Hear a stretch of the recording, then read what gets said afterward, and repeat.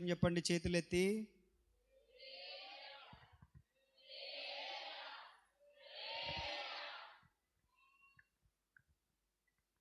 మంచిది. ఓ మాట చదువుకుందాం. దేవుని పరిశుద్ధ లేఖనాలలో నుండి విలాప వాక్యములు. ఇర్మియా గ్రంథం పక్కన ఉంటుంది, ఎత్తుక్కోండి. ఏం చేద్దాం? 3వ అధ్యాయం 32, 33 వచనాలు చదువుకుందాం. ఇర్మియా గ్రంథం. ఆయన బాధ పెట్టినను తన కృపా సమృద్ధిని బట్టి జాలిపడును. హృదయపూర్వకముగా ఆయన నరులకు విచారమునైనను బాధనైనను కలుగ చేయడు. విలాప వాక్యములు 3వ అధ్యాయము 32, 33 వచనాలు. నా వైపు చూస్తూ వినడానికి ప్రయత్నం చేయండి కొద్దిసేపు. ఆయన బాధ పెట్టినను తన కృపా సమృద్ధిని బట్టి జాలిపడును. జాలిపడును అనండి అబ్బాయిలు, జాలిపడును అనండి. దేవుని వాక్యం ఏం చెప్తుందంటే 103వ కీర్తనలో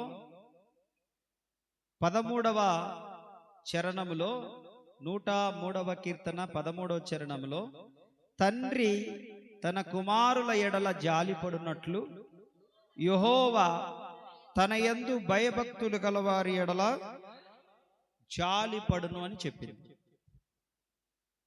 మన ఎడల జాలి కలిగినటువంటి తండ్రి. ఆమేన్. పాత నిబంధన అంతటిలో ఎవరు కూడా తండ్రి అని పిలిచిన దాఖలాలు లేవు దేవుణ్ణి. పాత నిబంధన అంతట్లో ఎవరు కూడా, అబ్రహాము కూడా, ఇస్సాకు కూడా, యాకోబు కూడా, మోషే కూడా తండ్రి అని పిలిచిన దాఖలాలు లేవు. కానీ క్రొత్త నిబంధనలో ఆ భాగ్యము మనకివ్వబడింది. యేసు ప్రభువే నేర్పించాడు పరలోక ప్రార్థన. పరలోకమందున్న మా తండ్రి అని ప్రారంభించమని. మత్తయి సువార్త 6:6లో కూడా అంటాడు, మీరు గదిలోనికి వెళ్ళి తలుపు వేసుకొని మీరు ప్రార్థన చేసేటప్పుడు పరలోకమందున్న మీ తండ్రి ఆలకించుచున్నాడని. గొప్ప భాగ్యం మనకి. వాళ్ళు దేవుడు దేవుడు దేవుడు దేవుడు అని కనపరుచుకున్నాడు. సైన్యములకు అధిపతి యెహోవాని కనపరుచుకున్నాడు. క్రొత్త నిబంధనలో మాత్రము మనకు తండ్రి ఆయన. హల్లెలూయా. మనం పిలుచుకొనుటకు తండ్రి. దేవునికి స్తోత్రం. మీకు తండ్రియే, మీ పిల్లలకు తండ్రియే, మీ మనవన్లకు తండ్రియే, మీ అల్లుళ్లకు తండ్రియే, మీ బిడ్డలకు తండ్రియే. మీకు తండ్రి కాబట్టి మీ పిల్లలకు తాతేమవ్వడు ఆయన. అర్థమవుతుందా? ఒక మారు మనసు కలిగిన వ్యక్తి మారు మనసు లేని అమ్మాయిని పెళ్లి చేసుకున్నాడట. నాకు ప్రార్థన రాదు కదయ్యా అంటే నేను నేర్పిస్తాను, మోకరించు అన్నాడట. ఆయన అంటున్నాడు, పరలోకమందున్న మా తండ్రి అంటే ఆవిడ అంటుంది, పరలోకమందున్న మా మామ అన్నదంట. అదేంటి అంటే, నీకు తండ్రి అయితే నాకు మామ అవుతాడు కదా అన్నదంట. కాబట్టి ఆయన మనకు తండ్రి. మనకు తండ్రే, మన బిడ్డలకు, మన తర్వాత తరాలకు తండ్రే. ఇక్కడ రిలేషన్షిప్ మారదు, ఒకే ఒకటి, ఆయన తండ్రి. ఆయన మన ఎడల జాలి పడే తండ్రి ఆయన. హల్లెలూయా, హల్లెలూయా. కాబట్టి దేవుడు ఆయన తండ్రి స్థానంలో ఉన్నాడు గనక, ఏ స్థానంలో? తండ్రి స్థానంలోనికి వచ్చాడు గనక దేవుని వాక్యం ఏమంటుందంటే, ఆయన మనమల్ని బాధ పెట్టినను తన కృపా సమృద్ధిని బట్టి జాలిపడును. తండ్రి ఏం చేస్తాడు? ఒకవేళ కొట్టినా తిట్టినా మరలా కొద్దిసేపటికి తల్లిదండ్రులు ఏం చేస్తారు? పిల్లల ఎడల జాలి పడతారు, దగ్గరికి తీసుకుంటారు, మరలా ప్రేమను చూపిస్తారు, మరలా ఈసారి అలాగ చేయగాకని మందలిస్తారు, మరలా జాలిపడి చేస్తారు. అయితే మనలాంటి తండ్రి కాదు ఆయన, అది గుర్తుపెట్టుకోవాలి మనము. మనలాంటి తండ్రి కాదు, మనకు అతీతమైన తండ్రి ఆయన. ఆమేన్. మనలాంటి మానవ స్వభావమైన తండ్రి కాదు ఆయన, మనకు అతీతమైన తండ్రి. దాని కింద 33వ వచనంలో అంటాడు, చదవండి 33వ వచనంలో, హృదయపూర్వకముగా ఆయన నరులను విచారమునైనను బాధనైనను కలుగ చేయడు. స్తోత్రం చెప్పాలి. హృదయపూర్వకంగా అంటే ఆయన పూర్తిగా ఇష్టపూర్వకంగా కొట్టాలనుకోడట, ఆయన బాధ పెట్టాలనుకోడట, విచారం కలిగేటట్టు చేయాలనుకోడట, వాడిని ఏదో ఒక నాశనం అయిపోయేటట్టు కోరుకోడట. అంటే హృదయపూర్వకంగా కోరుకోడు ఆయన. ఒక్కొక్కసారి మనం చేసేటువంటి అధికమైన కోపం కాదు, అధికమైన కోపం అనండి. కోపడవచ్చు, తప్పులేదు, అధికమైన కోపం ఉండకూడదు. అర్థమవుతుందా? కోపపడుడి గాని పాపము చేయకండి అని వాక్యం చెప్పింది. కోపపడండి పాపం చేయకండి అంటే కోపంలో కాదు, అధికమైన కోపంలో పాపం చేస్తాం, అంటే తప్పు చేస్తాం. మన బలహీనతలను బట్టి, మనకున్న మూర్ఖ స్వభావాన్ని బట్టి, అధికమైన ఆవేశాలను బట్టి, మనం తీసుకుంటే తొందరపాటు నిర్ణయాలను బట్టి ఒక్కొక్కసారి మనం తప్పుడు మార్గంలో వెళ్ళిపోతాం, తప్పుడు పని చేస్తాం, ఇబ్బందుల పాలైపోతాం, సమస్యల్లోనికి వెళ్ళిపోతాం. వీటన్నిటి కారణం దేవుడు కాదు. స్తోత్రం. దేవుడు కాదు, మన తొందరపాటు నిర్ణయాలు, మన అధికమైన కోపం, మనం త్వరగా మూర్ఖంగా తీసుకునే నిర్ణయాలు, దాని యొక్క పర్యవసానం ఎంత తీవ్రంగా నష్టం కలిగిస్తుందో ముందు ఊహించలేనటువంటి ఆ ప్రతిఫలాన్ని, ఆ ఫలాన్ని, లేకపోతే ఆ రిజల్ట్ను మనం ఊహించలేకుండా ఒక్కొక్కసారి మనం తీసుకునే నిర్ణయాల వలన మనం ఏం చేస్తామంటే చాలా విచారములోనికి, చాలా కష్టాలలోనికి, చాలా బాధలలోనికి, చాలా ఇబ్బందుల్లోనికి, శ్రమలలోనికి వెళ్ళిపోతాం. దేవునికి ఇష్టం ఉండదు. హృదయపూర్వకంగా దేవుడు నిన్ను కొట్టాలనుకోడు ఆయన, నిన్ను బాధ పెట్టాలనుకోడు ఆయన, నీకు కష్టాన్ని తీసుకురావాలనుకోడు ఆయన. దేవుడే నాకు ఇది పెట్టాడు, దేవుడు అలా పెట్టాలనుకోడు. ఆమేన్, ఆమేన్, ఆమేన్. నువ్వు నాశనం అవ్వాలని నీ తల్లిదండ్రులే కోరుకోరు, నువ్వు జబ్బున పడాలని నీ తల్లిదండ్రులే కోరుకోరు, నువ్వు లేస్తే హాస్పిటల్ చుట్టూ తిరగాలని నీ తల్లిదండ్రులే కోరుకోరు, నువ్వు నష్టపోవాలని నీ తల్లిదండ్రులే కోరుకోరు. మన తల్లిదండ్రులే మన నష్టపోకూడదు అనుకున్నప్పుడు, ఈడు రోగాల పరమ అవ్వకూడదు అనుకున్నప్పుడు, అలా జరగకూడదు అనుకున్నప్పుడు, పరమ తండ్రి ఆయన, మన ఆలోచనలకు అతీతుడు, ఆయన పొరపాటున కూడా హృదయపూర్వకంగా మనకి ఏ నష్టము కలగాలని కోరుకోడు.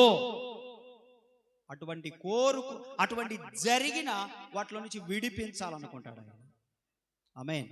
ఈరోజు నేను చెప్పాలనుకుంటున్న ఒక అద్భుతమైన మాట ఏంటంటే, శ్రమలు వచ్చినప్పుడు మనం ఏమి చెయ్యాలి, బాధ వచ్చినప్పుడు మనం ఏమి చెయ్యాలి, కష్టంలో ఉన్నప్పుడు what we have to do, ఏమి చెయ్యాలి మనము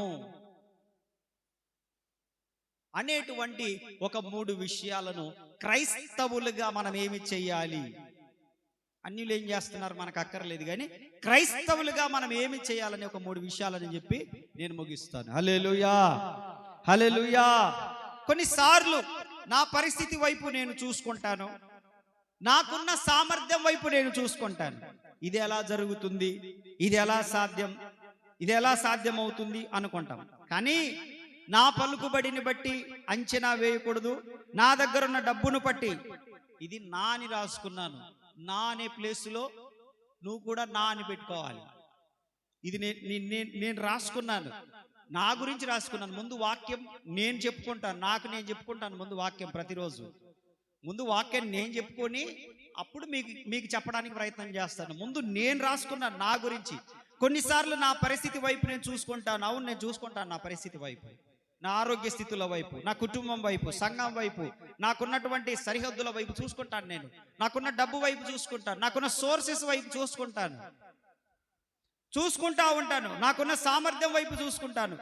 అప్పుడు నేనేమనుకుంటానంటే, నా సామర్థ్యాన్ని బట్టి, నాకున్న డబ్బును బట్టి, నాకున్న పరిస్థితులను బట్టి నాకు వచ్చిన సమస్య పెద్దది కదా, ఇది ఎలా సాధ్యం అవుతుందని కంపేర్ చేసుకున్నప్పుడు మనలో ఏం కలుగుతుందంటే నిరుత్సాహం కలుగుతుంది. అవునా కదా?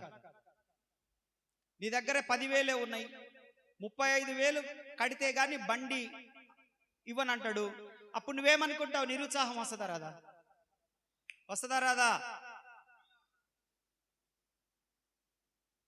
నిరుత్సాహం వస్తుంది.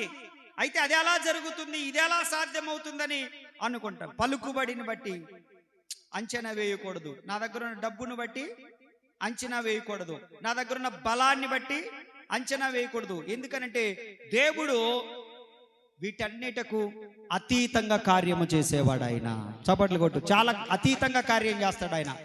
మన ఆలోచనలకు దూరంగా పని చేస్తాడు ఆయన. మన ఆలోచన పరిధిలో పని చెయ్యడు. ఆమేన్. అందుకే ఆయన గొప్పవాడు. మన ఆలోచన పరిధిలో పని చేయడు, మన డబ్బును బట్టి పని చేయడు, మన బలాన్ని బట్టి పని చేయడు, మన బలగాన్ని బట్టి పని చేయడు. వాటికి అతీతంగా పని చేస్తాడు ఆయన. ఆమేన్. హల్లెలూయా. కాబట్టి ధైర్యంగా ఉండాలి మనం. అతీతంగా పని చేస్తాడు. దేవుని శక్తిని బట్టి అంచనా వేస్తే అప్పుడు మన జీవితంలో, నా జీవితంలో కార్యం జరుగుతాయని రాసుకున్నాను. దేవుని శక్తిని బట్టి అంచనా వేసినప్పుడు. అందుకే శ్రమలలో ఉన్నప్పుడు క్రైస్తవుడు చేయవలసినటువంటి ఒక 3 విషయాలు చెప్పి నేను ముగిస్తాను. 1, శ్రమలలో ఉన్నప్పుడు మనం ఏం చేయాలి? యాకోబు పత్రిక 5వ అధ్యాయం 13వ వచనం. శ్రమలో ఉన్నప్పుడు మనం ఏం చేయాలి? 5వ అధ్యాయం 13వ వచనం యాకోబు రాసిన పత్రిక. మీలో ఎవనికైనాను శ్రమ సంభవించేనా అతడు ప్రార్థన చేయవలెను. ఇదేంటండి? ఇది నేను రోజు చేస్తున్నా కదా. ఏంటి? రోజు చేసే ప్రక్రియే కదా.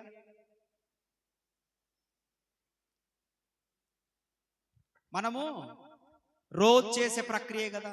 ప్రార్థన చేసుకోకుండా నేను పడుకోం, ప్రార్థన చేసుకోకుండా నేను భోజనం చేయం, ప్రార్థన చేసుకోకుండా నేను ప్రయాణం చేయం, ప్రార్థన చేసుకోకుండా ఏం చర్చికి రాము. ప్రార్థన చేసుకుంటాం అన్నిటకు.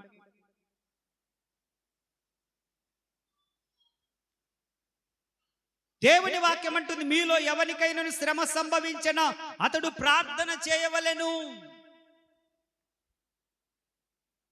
ఒక రాజుకు శ్రమ వచ్చింది. యూదా రాజు యెహోషాపాతు. 2 క్రానికల్స్ లో 2వ దినవృత్తాంతముల గ్రంథం 20వ అధ్యాయంలో అతనికి ఓ మేజర్ ప్రాబ్లం వచ్చింది. మేజర్ ప్రాబ్లం వచ్చినప్పుడు అతను రాజు, మామూలుడేం కాదు, సామాన్యుడేం కాదు. ఓ పెద్ద కింగ్డమ్ ఉంది అతనికి. అయితే అతని మీదికి చాలా దేశపు రాజులు కలిసి యుద్ధం చేయడానికి వచ్చినప్పుడు 20వ అధ్యాయం 4వ వచనం, యూదావారు యెహోవా వలన సహాయము వేడుకొనుటకై కూడుకొనిరి. యెహోవా యొద్ద విచారించుటకు యూదా పట్టణములన్నిటి నుండి ఎలా వచ్చారనంటే యూదా అంతటా ఉపవాస దినము ఆచరించాలి అని. ఏంటి? ఏ ప్రార్థన ఇది? మీలో ఎవరికైనా శ్రమ సంభవించినా 3 పూట్ల చికెన్ బిర్యానీ తిని అటవ ఎక్కి పండుకోమని కాదు అర్థం. మీలో ఎవరికైనా శ్రమ సంభవించినా వాడు దేవుని ఆలయంలోనికి వచ్చి ఉపవాసం ఉండి ప్రార్థన చేయవలని కూడా. ఉపవాసం ఉండి ప్రార్థన చేయాలి. అన్నమ్మకు కష్టం వచ్చింది, శ్రమ వచ్చింది, ఇబ్బంది వచ్చింది, అవమానం వచ్చింది, గొడ్రాలని పిలువబడుతుంది, అపహాస్యం చేయబడుతుంది. ఎక్కడికి వచ్చి ప్రార్థన చేసింది? వచ్చి ప్రార్థన చేసి దేవుని మందిరానికి వచ్చి ప్రార్థన చేసిన వారందరూ కూడా దేవుని దగ్గర నుంచి సహాయము.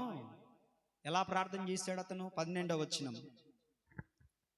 వచనంలో ప్రార్థన చేస్తా ఉన్నాడు. మా దేవా, నీవు వారికి తీర్పు తీర్చవా? మా మీదికి వచ్చు ఈ గొప్ప సైన్యముతో యుద్ధము చేయుటకు మా శక్తి చాలదయ్యా. మేమేమి చేయుటకు మాకు తోచకున్నది. నీవే మా దిక్కు అని స్తోత్రం చెప్పండి. ఏమండోయ్, ఇక్కడ ప్రార్థన చేసింది మనలాంటి సాదాసీదా వ్యక్తి కాదండి. మనలాంటి సాదాసీదా వ్యక్తి కాదు ప్రార్థన చేసింది. ఒక రాజ్యానికి రాజు, అది దేవుని రాజ్యానికి రాజు, యూదా రాజు యెహోషాపాతు ఏమని ప్రార్థన చేస్తున్నాడనంటే, అసలు చూడండి, ఏదో సైన్యమే లేనట్టు, ఏదో బలగమే లేనట్టు, ఏదో బంధు బలగమే లేనట్టు, ఆయన పిలిస్తే ఇంకొక దేశమోడు తనకు సపోర్టుగా రానట్టుగా అతను ఎంత తగ్గించుకొని ప్రార్థన చేస్తున్నాడో చూడండి. ఇక్కడ ఏమంటున్నాడు? మా దేవా, మా మీదికి వచ్చు ఈ గొప్ప సైన్యముతో యుద్ధము చేయుట మా శక్తి చాలదు. అయ్యా, నాకున్న సమస్యలతో పోరాడడానికి నా శక్తి చాలదు. నాకున్న కష్టాలతో నేను పోరాడడానికి నా శక్తి చాలదు. నాకున్న అప్పులతో పోరాడడానికి నా శక్తి చాలదు. నాకున్నటువంటి ఈ రోగాలతో పోరాడడానికి మాట్లాడండి నా శక్తి చాలదు. నాకున్నటువంటి కుటుంబ సమస్యలతో పోరాడడానికి శక్తి చాలదు. ఒక బండి కొనుక్కోవడానికి, ఒక ఇల్లు కట్టుకోవడానికి, ఒక ఉద్యోగం సంపాదించుకోవడానికి, సడన్ గా పెట్టిన పరీక్ష రాయడానికి, ఒక ఇంటర్వ్యూ అటెంప్ట్ చేయడానికి శక్తి చాలు. చెప్పట్లేదు మీరు, అంటే మీరు బాగా సామర్థ్యం కలిగిన వాళ్ళని అనుకుంటున్నాను నేను. మీరు బాగా శక్తిమంతులు అయి ఉండొచ్చు. దేవుడు మిమ్మల్ని దీవించును గాక. నాకైతే శక్తి సరిపోదు. నేను దేని కొరకైనా దేవుని మీదనే ఆధారపడతాను. దేవునికి స్తోత్ర, హల్లెలూయా. నాకు బలం కావాలి, నాకు శక్తి కావాలి, నాకు ఆరోగ్యం కావాలి. పరిచర్యలో నేను లేడీ పిల్ల వల్లే పరిగెత్తుకుంటూ ప్రభు పని చేయాలి. నేను ప్రతిదానికి దేవుని మీదనే ఆధారపడతాను. మీరు ఎవరి మీద ఆధారపడతారు? హలో, పిల్లలతో ఆడుకున్న కాడికి చాలు చెప్పండి, ఎవరి మీద ఆధారపడతారు మీరు? దేవుని మీద ఆధారపడిన ఎవరిని సిగ్గుపరచడాయన. సిగ్గుపడరు మీరు, సిగ్గుపరచడాయన అంతే. నా జనులు ఇక ఎన్నటికి, చెప్పండి, నా జనులు ఇక ఎన్నటికి. ఎస్, అటువంటి దేవుణ్ణి వీఆర్ సర్వింగ్. అటువంటి దేవుణ్ణి మనం ఆరాధన చేస్తా ఉన్నాం. దేవుని వాక్యంలో ఆ రాజు ఏమని ప్రార్థన చేస్తున్నాడంటే, ఈ గొప్ప సైన్యముతో యుద్ధము చేయుటకు ఎక్కువ అప్పు, మన సామర్థ్యమును మించిన అప్పు. గొప్పదా కాదా? పెద్దదే. దెయ్యం పడుతుంది మనకు. మనం ప్రార్థన చేసుకుంటే పోద్దా? అది చేసుకుంటే పోద్దా? పోద్దా?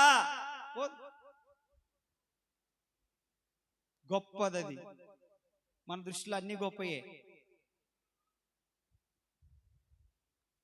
కనీసం మనము ప్రార్థన చేసుకోకుండా, టాబ్లెట్ వేసుకోకుండా, హాస్పిటల్కి వెళ్ళకుండా, నీకు దమ్ముంటే, నీకు చేతనైతే జ్వరం తగ్గించుకో. జ్వరం టాబ్లెట్ వేసుకోకూడదు, ప్రార్థన చేసుకోకూడదు. జ్వరం తగ్గించుకో. సరిపోద్దా? సరిపోద్దా? నీకు చేతనవుతుందా? నాకు చేతనవుతుందా? ఎవరికి చేతనవుతుంది? అది మనల్ని సవాల్ చేస్తుంటది. గ్యాస్ ట్రబుల్ సవాల్ చేస్తుంటది, షుగర్ సవాల్ చేస్తుంటది. చిన్న చిన్నయే అనుకుంటాం, కానీ అవన్నీ మన సామర్థ్యకు మించినయే.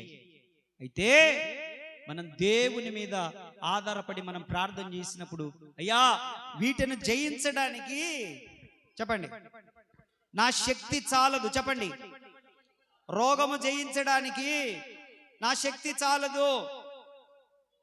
చెప్పండి, అప్పులు తీర్చుకోవడానికి నా శక్తి చాలదు. ఈ దెయ్యం పోగొట్టుకోవడానికి నా శక్తి చాలదు. ఎంతమందికి ఉన్నాయి దెయ్యాలు? ఈ కష్టం పోగొట్టుకోవడానికి నా శక్తి చాలదు అని, నా శక్తి చాలదు అని దేవుని దగ్గర ఎంతమంది మొరపెడతారు? మొరపెట్టండి, దేవుడు తప్పకుండా మీ పట్ల కార్యం చేస్తాడు. ఆయన సిగ్గుపడకూడదండి. ఎందుకు సిగ్గుపడతారు? ఎందుకండి సిగ్గుపడాల్సిన విషయాలకు సిగ్గుపడండి. ఎప్పుడన్నా ఏదైనా తప్పు చేసినప్పుడు సిగ్గుపడండి. దేవుని దగ్గర సిగ్గుపడకూడదు. ఆయన మన తండ్రి. తండ్రి దగ్గర ఎవరైనా సిగ్గుపడతారా అండి? మీ నాన్న దగ్గర సిగ్గుపడతారా? సిగ్గుపడతారా మీరు? మీ నాన్న దగ్గర సిగ్గు లేదంటే చెప్పుకోవడానికి. తండ్రి అండి, మన తండ్రి. ఆమేన్. హల్లెలూయా. ఆయన అంటున్నాడు, మీలో ఎవరికైనా కష్టం వచ్చిందా రండి, తండ్రి నాకు ఆ శక్తి సరిపోవట్లేదు. రెండవది, ఏమి చేయుటకును ఏమి తోచకున్నది. ఒక్కోసారి మనకు అర్థం కాదు, ఒక కష్టం సడన్గా వచ్చినప్పుడు మనకు దాంట్లో నుంచి బయటికి ఎలా రావాలనో అర్థం కాదు. నాకేమీ తోచకున్నది, కన్ఫ్యూజన్, మొత్తం బ్లర్ అయిపోద్ది, ఏం చేయాలని అర్థం కాదు. అబ్బా సడన్ గా వచ్చారు అప్పులోళ్ళు, సడన్ గా అంత సడన్ గా జరిగిపోతా ఉంటారు. అయితే మనకుంది ఒక సోర్స్, దేవుడు ఉన్నాడు మనకి. ఆమె ఆయన ఉన్నాడు. అక్కడ అంటున్నాడు, నాకేమి తోచుకున్నది నీవే. మూడవది, నీవే మో. ఎవరిని దిక్కు? ఆహా నిజమేనా, నమ్మంటారా? అబ్బా ఎవర్రా మీ దిక్కు? ఒక్కోసారి మీ ఆయన నీ దిక్కున్న చోట చెప్పుకోబడి భవేమని అంటాడు. మా అన్నకు చెప్పి నిన్ను తీసుకొచ్చి గుదిమి తనగాకండి, సంసారాలు పోతాయి. మా వాళ్ళకు చెప్పి అందరిని తీసుకొచ్చి నిన్ను డిష్యం చేస్తాని సవాళ్ళు చేయగాకండి, కుటుంబాలు విడిపోతాయి. ఒక చెల్లిని వాళ్ళ ఆయన అన్నాడంట, ఎవరే నీ దిక్కు?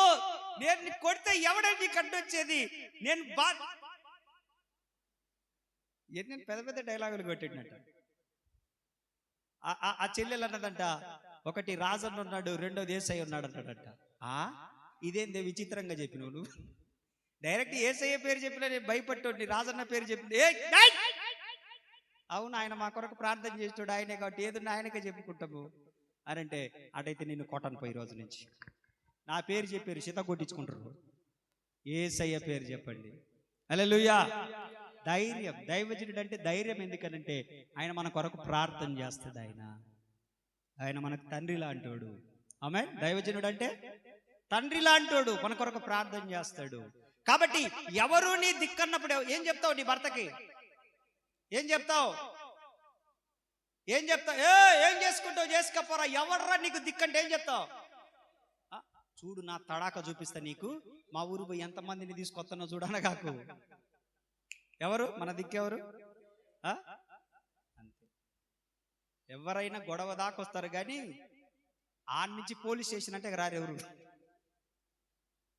కాబట్టి ఎవరు మన దిక్కు కాదు, యేసయ్య మన దిక్కు.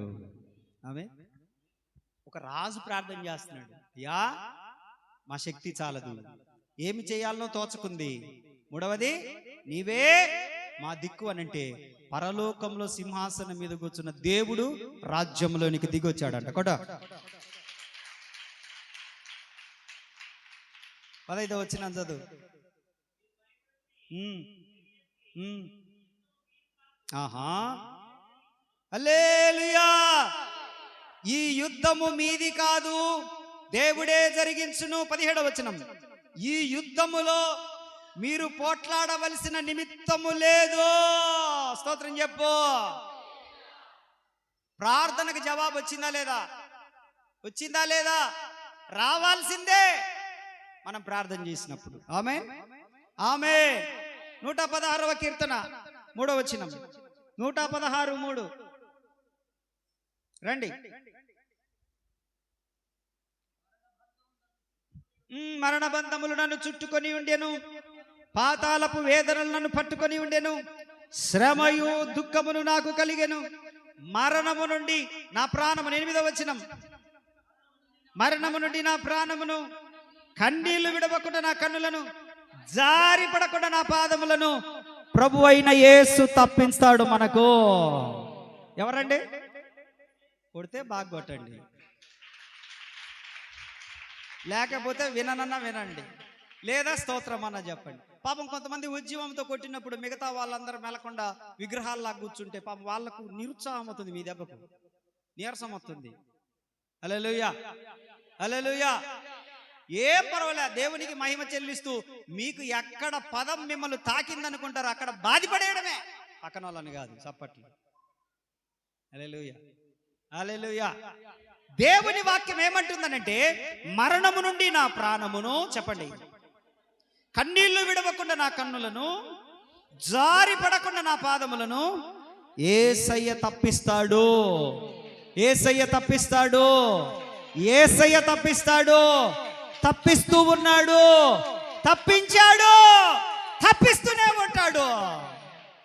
ఆమేన్, ఆమేన్, ఆమేన్. ఎండ దెబ్బ కొట్టి సావలేదు. మనం అందుకు గుర్తుపెట్టుకోండి.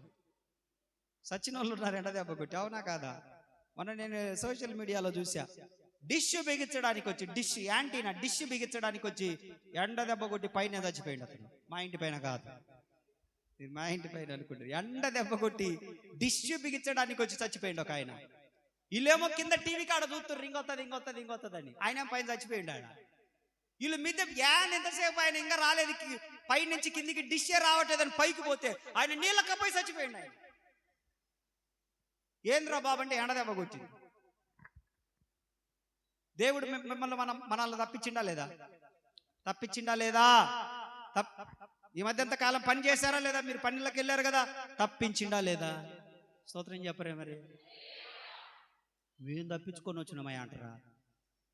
మనకు తెలియదు అట్లా ఎక్కువ ఏంటి ఏందా ఆయన తప్పించేది? మేము చెట్ల కింద కూర్చొని నీడ కింద కూర్చొని ఉంటే అవునా? హలో, అవునా? కాదు కదా. ఎవరు తప్పించారు? జారి పడకుండా ఎవరు తప్పించారు? కన్నీళ్లు విడకుండా ఎవరు తప్పించారు? ఎండ దెబ్బ తగలకుండా ఎవరు తప్పించారు? గ్యాస్ ఫామ్ అయ్యి అనుకుంటే ఎవరు తప్పించారు? డయాబెటీస్ ఎక్కువైపోయి కళ్ళు తిరిగి పడిపో ఎవరు తప్పించారు? చెప్పరేంటండి మీరు? ఆ బీపీ డౌన్ అయిపోయి కళ్ళు తిరిగి డబిల్ పడి పడిపోకుండా ఎవరు తప్పించారు? అన్నిటికీ యేసయ్య అనే పేరు చెప్పగలిగితే నిజంగా ఆయన దిగి వచ్చి చేస్తూనే ఉంటాడు ఆయన. అంతే, ఒప్పుకోవాల్సిందే, మనము ఒప్పుకోవాల్సిందే. స్తోత్రం చెప్పండి. హల్లెలూయా. ఇంకొక మాటకు వచ్చేద్దాం మనం అక్కడి నుంచి. సమూయేలు రాసిన 2వ గ్రంథంలో 22వ అధ్యాయంలో 7వ వచనంలో, సమూయేలు రాసిన 2వ గ్రంథం 22వ అధ్యాయం 7వ వచనంలో, శ్రమలో మనం ఏం చేయాలి? ప్రార్థన చేయాలి. ఇదే ఎలాగా? సమూయేలు రాసిన 2వ గ్రంథం 22వ అధ్యాయం 7వ వచనం, నా శ్రమలో నేను పోలీస్ స్టేషన్కి వెళ్ళాను, నా శ్రమలో ప్రెసిడెంట్ గారి దగ్గరికి వెళ్ళాను, నా శ్రమలో ఎవరింటికి పోయినావు? చదువునానా? నా శ్రమలో నేను యెహోవాకు మొర్రపెట్టి తిని, నా దేవుని ప్రార్థన చేసి తిని, ఆయన తన ఆలయముల్లో ఆలకించి నా ప్రార్థన అంగీకరించెను. నా మొర ఆయన చెవులలో, చేతులెత్తి నిద్రపోయే వాళ్ళు హల్లెలూయా. మంచిది, అందరు చెప్పండి. ఇప్పుడు అందరు చెప్పాలి, చేతులెత్తి చెప్పాలి. అందరు ఉన్నాయి కదా, చేతులెత్తండి. దోంపల్ దాకా చేతులెత్త. హల్లెలూయా. ముసలోళ్ళ కంటే యవనస్తుల కంటే ముసలోళ్ళ నయమండి. వీళ్ళు అసలు ఎత్తరు చెప్పరు, ఏదో అంటుండే అటు అంటారు వాళ్ళు. రాదులే నాకు డైలాగులు. Praise lord. హల్లెలూయా చెప్పండి. వద్దు, మీరే మన్నంత ముసలి బ్యాచ్. యవనస్తులతో పంచాయతీ కుదరదు మనకి. స్తోత్రం చెప్పండి. అది అసలు ఏమంటున్నాడు? నా శ్రమలో నేను యెహోవాకు మొర్రపెట్టి తిని, చదువునానా,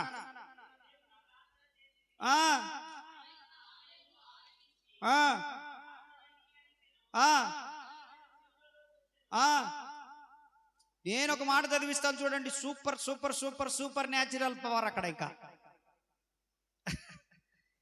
5వ వచనంలోనికి రండి. అక్కడ తమ్ముడు 22:5 దగ్గర, మృత్యు యొక్క అలలు నన్ను చుట్టుకొనగను, వరద పొర్లు వలె భక్తిహీనులు నా మీదికి వచ్చి నన్ను బెదిరించగను, పాతాళ వశములు నన్ను అరికట్టగను, మరణపు ఊరులు నన్ను ఆవరించగను. ఇప్పుడు చదవండి అందరూ. నా శ్రమలో, అందరు చదవాలా? Read all together. మరి చదవాలి. మరి నా శ్రమలో నేను యెహోవాకు మొర్రపెట్టి తిని, నా దేవుని ప్రార్థన చేసి తిని, ఆయన తన ఆలయములో ఆలకించి నా ప్రార్థన అంగీకరించను. కొట రాబా కాచురాల. అది హల్లెలూయా, హల్లెలూయా. ఎన్ని ఉన్నాయో చూడు లిస్ట్, అక్కడ మామూలు లిస్ట్ కాదు. మృత్యువు యొక్క అలలు. ఒక్కొక్కసారి సైతాన్ గాడు నిన్ను మింగాలని కిటికీలు ఎక్కుతాడు, డోర్లు ఎక్కుతాడు, అవసరమైతే నీ బండి కూడా ఎక్కుతాడు. వాడు ఏం చేస్తాడు? ఎక్కుతాడు. అపవాది మామూలోడు కాదు, ఎక్కడికైనా వచ్చేస్తాడు. ఇక్కడ ఉన్నాడు ఇప్పుడు మీ పక్కనే ఉన్నాడు. చూసుకోండి ఒకసారి. మీ పక్క అమ్మ కాదా వాడు ఉన్నాడు మీ పక్కన, వాడు కనపడ్డు. మీ పక్కన కూర్చున్నాడు రా నాయన. వాడు దేవుని సభలోనికే వచ్చిండు. రే ఎవడు రాడు? ఆ నల్ల సొక్క నల్ల ప్యాంట్ వేసుకున్నాడు. ఎవడు రే రే ఎవడు వాడు అని అంటే, అయ్యా నేనే అన్నాడు వాడు చేయెత్తి. యోబు గ్రంథం 1వ అధ్యాయంలో చదువునా నా మాట. యోబు గ్రంథం 1వ అధ్యాయంలో అన్నాడు, అయ్యా నేనే అన్నాడు. రే సైతాన్గా ఎక్కడి నుంచి వచ్చినవారు అంటే, నేను భూమి మీద అటు ఇటు తిరిగి ఎక్కడికి అటు ఇటు తిరిగి. ఏదా మీరు? దేవదూతలు అందరు కలిసి ఒక గెట్ టుగెదర్ మీటింగ్ పెట్టుకున్నారు. ఆ దినమున అపవాది అనేవాడు జరబడ్డాడు. యెహోవా అడుగుతున్నాడు, నువ్వు ఎక్కడి నుంచి వచ్చినావురా రే నల్ల సొక్క నల్ల ప్యాంటోడా, ఎక్కడి నుంచి వచ్చినావు అన్నాడు. అపవాది అన్నాడు, భూమి మీద అటు ఇటు తిరుగులాడుచు ఆ భూమి మీద సంచరిస్తున్నారు. ఇప్పుడు మీరు భూమి మీద ఉన్నారా, ఆకాశంలో ఉన్నారా, మధ్య ఆకాశంలో ఉన్నారా? ఇప్పుడు ఇక్కడ కొంతమంది లేరు, వాళ్ళు ఉండరు, వాళ్ళ ఆత్మ లేదు. ఇక్కడ బాడీ ప్రజెంట్, మైండ్ ఆపరేషన్.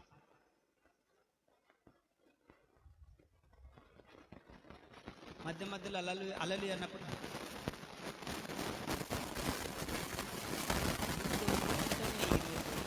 ఎలక్షన్లు పెట్టి ఎమ్మెల్యే ఎన్నికే ప్రమాణ స్వీకారం ఎమ్మెల్యేలు కూడా ఆలోచించారు. ఆలోచనలో పడిపోయారు మనోళ్ళు. స్తోత్రం. చూడు ఎంతమంది ఆలోచనలో ఉన్నారు. వాళ్ళు చెప్పరు, ఎందుకంటే వాళ్ళు ఇక్కడ లేరు. వాళ్ళ బాడీ ఉంది, శరీరం ఆటోలో అక్కడ పడేసి తీసుకొచ్చారు. దాన్ని ఇలాంటికే వచ్చింది ఆటో, ఇక్కడ పడేసారు. వాళ్ళు ఇంకా పెట్టుకో వెళ్ళిపోయి ఇంటికాడ కూరకాడ కూరకాడ తిరుగుతుంది. మధ్యాహ్నం వర్షం పడితే బట్టల కాడ ఆరేసిన బట్టల కాడ తిరుగుతుంది. అది ఎక్కడెక్కడ తిరుగుతుంటుంది. ఊరిక శరీరం తీసుకొచ్చి అక్కడ వేశారు. స్తోత్రం చెప్పండి. కొంతమంది వచ్చారు, మళ్ళీ చెప్పాలి. ఇప్పుడు ఒక డైలాగ్ స్తోత్రం. 30వ భాగం వచ్చారు, వాళ్ళకు కూడా రమ్మనొచ్చుగా పాట కట్టి.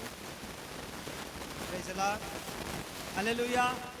దేవుని అద్భుతమైన మాట ఏమంటాడంటే, మృత్యువు యొక్క అలలు నన్ను చుట్టుకొనగను, వరద వలె భక్తిహీనులు నా మీదికి వచ్చినను, నన్ను బెదిరించగను. ఒక 7-8 సంవత్సరాల క్రితం బెదిరించారు. 7-8 సంవత్సరాల క్రితం, నువ్వు మార్కాపురంలో ఎట్టుంటో చూస్తా, నువ్వు నాగలారంలో ఎక్కడ సేవ చేస్తావు చూస్తా. వాళ్ళు చూస్తూనే ఉన్నారు. వాళ్ళు సవాల్ చేశారు, చూస్తూనే ఉన్నారు. రే అసలు నువ్వు ఎట్టుంటావో చూస్తా. బెదిరించారు భక్తిహీనులు. చెప్పండి ఎవరు బెదిరించే వాళ్ళు? ఎవరు బెదిరించే వాళ్ళు? ఎవరు? ఆ ఇంటికి వచ్చి బెదిరించారు. ఒక 2 ఏళ్ల క్రితం కూడా ఇంటికి వచ్చి బెదిరించారు భక్తిహీనులు. వరద వలె నరుకుతా, చేస్తా, కరగదీస్తా, ఆరేస్తా, ఎండేస్తా. నాకు గుర్తు రాలే ప్రభు. వాళ్ళకు ఒక 10 విరోచనాలు, 4 వాంతులు చాలు. నాకు గుర్తు రాలే అప్పుడు. నేను సరేలే నరుకుదువులే, చేద్దువులే అని చెప్పేసి నేను నెలకొంటున్నాను. నాకు గుర్తు రాలే. ఇప్పుడు గుర్తొస్తుంది వాక్యంలో. భక్తిహీనులు ఎవరు? మన మీదకి వచ్చేది ఎవరు? దావీదు మీదికి సౌలు వచ్చాడు. ఎందుకు వచ్చాడు? భక్తిహీనుడు. ఎందుకు వచ్చాడు?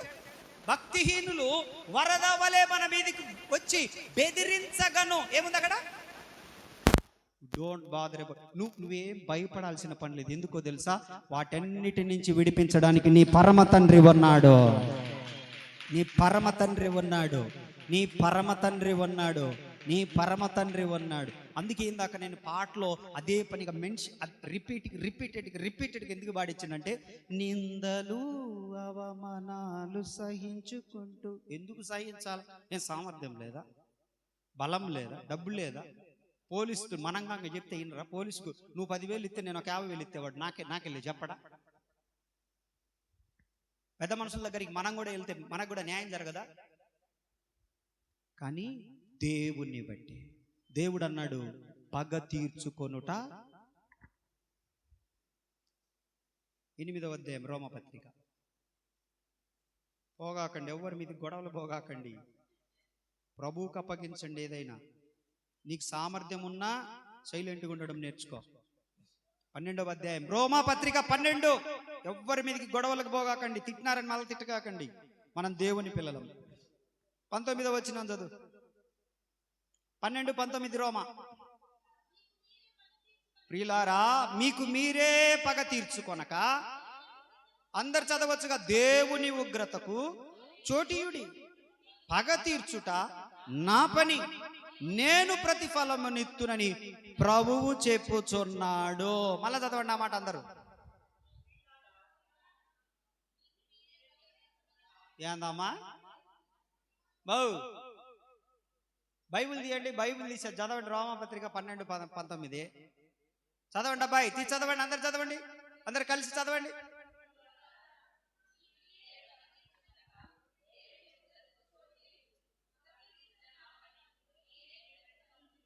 నువ్వు సునీతక్క ఎంత చదువుకున్నావు నువ్వు? అది సంగతి. దేవుడు ఏమంటున్నాడంటే పగ తీర్చుకొనుట. మీకు సామర్థ్యం ఉన్నా, బలమున్నా, ధనమున్నా, బలగమున్నా, ఏదున్నా ప్రభు చేతులకు అప్పగించినప్పుడు ఆలస్యమైన రిజల్ట్ మాత్రం సూపర్గా ఉంటుంది. అది నమ్మండి, సూపర్గా ఉంటుంది. అంతే. నేనే మీకు ఉదాహరణ. నేను పూర్వము దూషకుడను, హింసకుడను, హానికరుడు. పాతలోకి తెలుసు నా గురించి. 12 సంవత్సరాల క్రితం నేనేంటో, నా స్టైల్ ఏంటో, పూర్వము దూషకుడను, హింసకుడను, హానికరుడను నేను. అట్టి నన్ను దేవుడు దర్శించినాక ఊతానంటే ఊసిపోండి అంట, కొడతానంటే సరేలే అన్న కొట్టిపోండి, హాస్పిటల్కి పోయి చూపించుకుంటా అంట, నరుకుతానంటే సరే నరకు. ఒకడు అన్నాడు, పాస్టర్ అమ్మ వాడి ఇద్దరు ఒక్కళ్ళు ఉంటారా, పోయి నరికి పారనొకదాం పారాడు. సరేలే నరకండి అని చెప్పి. దేవునికి స్తోత్రం. నేను అట్ట చేస్తా, ఇట్ట చేస్తా, భయంకరమైన బూతులు, భయంకరమైన అవమానం, బంధువుల మధ్యలో అవమానం. చాలా దారుణంగా అవమానపరిచారు, చాలా నీచంగా మాట్లాడారు. నన్ను, పాస్టర్, మన పిల్లలను, మన మందిరానికి వచ్చే వారిని చాలా నీచ నికృష్టంగా మాట్లాడారు. అవమానాలు అన్ని సహించాం, అన్ని భరించాం. వాటన్నిటి నుంచి కూడా ప్రభువే తప్పించుకుంటూ వస్తా ఉన్నాడు. సహించాలి, భరించాలి, దీర్ఘశాంతం ఉండాలి, ఆత్మఫలాలు ఫలించాలి. మనం పగ మనం తీర్చుకోకూడదు. దేవుడేమన్నాడు, పగ తీర్చుకొనుట మన పని కాదు. ఒకళ్ళు తీర్చుకోవాలని ఆయన అనుకుంటే తీర్చుకుంటాడు. మనమేం తీర్చుకోమని ప్రభుకు మొర్ర పెట్టాల్సిన పని లేదు. దేవునికి స్తోత్రం. ఇప్పుడు 7వ వచనంలో, నా శ్రమలో నేను యెహోవాకు మొర్ర పెట్టి తిని, నా దేవుని ప్రార్థన చేసి తిని, ఆయన తన ఆలయంలో, ఎక్కడ ఆలకించాడు? ఆలయంలో ఆలకించి అది నా ప్రార్థన యాక్సెప్ట్ చేశాడు. ఆమేన్. చూడండి నా వైపు. ఏం చేస్తుంది గవర్నమెంట్? ఇంకా అదంతా పేపర్స్ అంతా ఓకే అయినప్పుడు చెప్పండి ఏమేస్తుంది? ఇంకా బాగా తీసుకోపో, ఇంకా లోన్ పడిపోద్ది బాగు. 3 రోజులు 4 రోజుల్లో అకౌంట్లో నుంచి ముందు అకౌంట్లో పడిపోద్ది అని చెప్పినా కదా. సీలేసిన అయిపోయిందిరా మీకు. పోండి, మీ 10 మందికి పొదుపు దాంట్లో పడుతుంది, పోండి ఎవరు అకౌంట్లో వాళ్ళు. తర్వాత కొట్టుకోకుండా గిల్లుకోకుండా ఆర్పీకి ఎంతో కొంత ఇచ్చి, ఆ వెలుగు ఆఫీసర్కి ఎంతో కొంత ఇచ్చి, ఇంకా మీరు ఇంకా లీడర్లు ఉంటారు కదా, రాకాశి రంపాలు, లీడర్కి కూడా ఎంతో 300, 500 ఇచ్చి మీరందరూ తీసుకోపండి. స్తోత్రం చెప్పండి. హల్లెలూయా. అవునా కాదా? అవునా కాదా? స్టాంప్ వేసేసాడు దేవుడు. మీరు శ్రమలో ఉన్నప్పుడు, ప్రార్థనలో గడిపినప్పుడు స్టాంప్ పడిపోద్ది అంతే.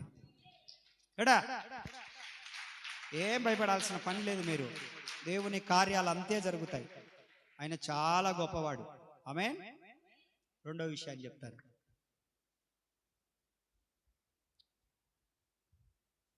సమూయేలు రాసిన మొదటి గ్రంథం 30వ అధ్యాయం 7వ వచనం.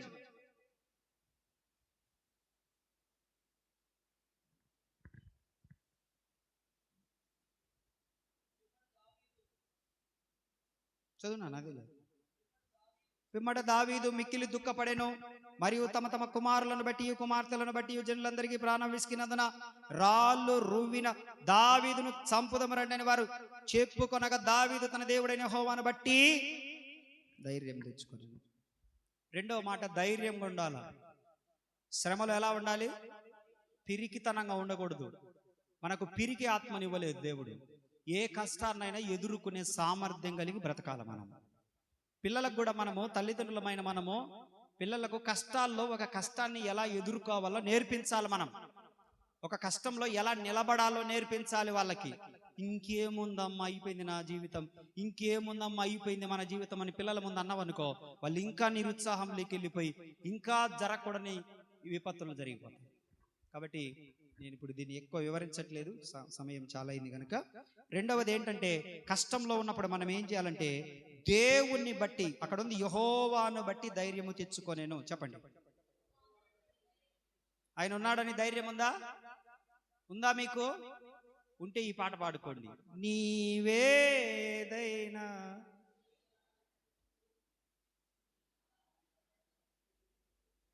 నువ్వు బతికుంటే కదా కార్యం చేసేది ఆయన.